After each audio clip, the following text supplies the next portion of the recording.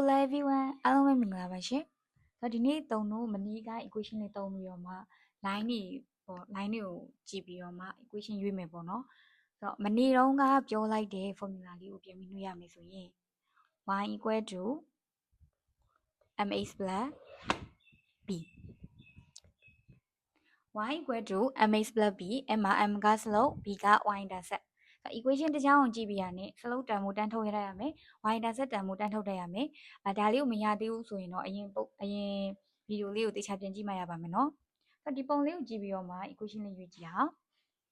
ဒီပုံဆိုရင်ဒီချေတို့က line ပုံစံကိုကြည့်လိုက်တာနဲ့ slope တန်ဖိုးအပေါင်းလားအနှုတ်လားတန်းသိရမယ်ဒါဆိုရင်အရှိရဒီချေ episode တွေထဲမှာပြောပြီးသွားပြီline ရဲ့ပုံစံကဒီချေတို့ left to right တက်သွားရင်အပေါင်း left to right ထောင်းသွားရင်အနှုတ်ဒီပုံစံဒီချေရဲ့ slope တန်ဖိုးက minus slope တန်ဖိုးက minus နောက်တစ်ခုက y intercept ကိုကြည့်ပေးမယ် y intercept ဒီချေတို့ဒီမှာ y ဝင်ရိုးမှာဖြတ်ထားတဲ့အမှတ်ကဒီ line ကဘယ်နေရာမှာသွားဖြတ်လဲဆိုရင်ဒီမှာ -4 မှာဖြတ်တယ်ဒါဆိုရင်ပေးထားတဲ့ equation မှာစလုံးနေရာမှာ minus ဖြစ်နေပြီးတော့မှ y intercept နေရာမှာ -4 ဖြစ်နေရပဲအားလေးဖြစ်မလဲဒီမှာ c နဲ့ d နေရာဒီချေတော့ y intercept နေရာမှာဒီ b နေရာမှာအပေါင်း 4 ဖြစ်နေရဖြစ်တဲ့အတွက်လုံးဝပယ်လို့ရသွားပြီအဲ့လိုပဲ a နဲ့ b နဲ့မှာဒီချေတို့က x နဲ့မြောက်ထားတဲ့ coefficient က slope ဖြစ်တဲ့အတွက်ဒီ slope မှာ +1 နဲ့ -1 နဲ့အဲ့တော့ဒီမှာ slope တန်ဖိုးက line က minus ဖြစ်ကမှာဖြစ်တဲ့အတွက်ဒီချေရဲ့ answer က b ဒီ tip လေးသိထားချင်းမြစ်ဒီချေတော့ဘယ်လောက်မှမကြောက်ဘူးပေါ့နော်ဥစ္စာတစ်ပုဒ်ခဏလေးနဲ့တွက်လိုက်ရအောင်နော်အဲ့ဆိုရင်နောက်တစ်ပုဒ်ကြည့်အောင်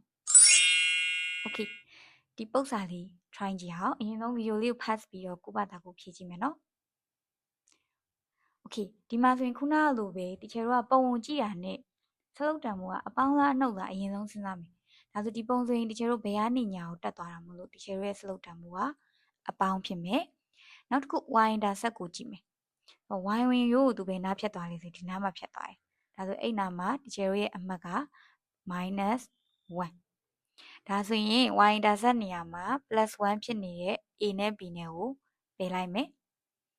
ပြီးသွားရင် slope တန်ဖိုးကအပေါင်းဖြစ်နေရဆိုတော့ c ဖြစ်မလား d ဖြစ်မလားဟုတ်ပါတယ် c ပါ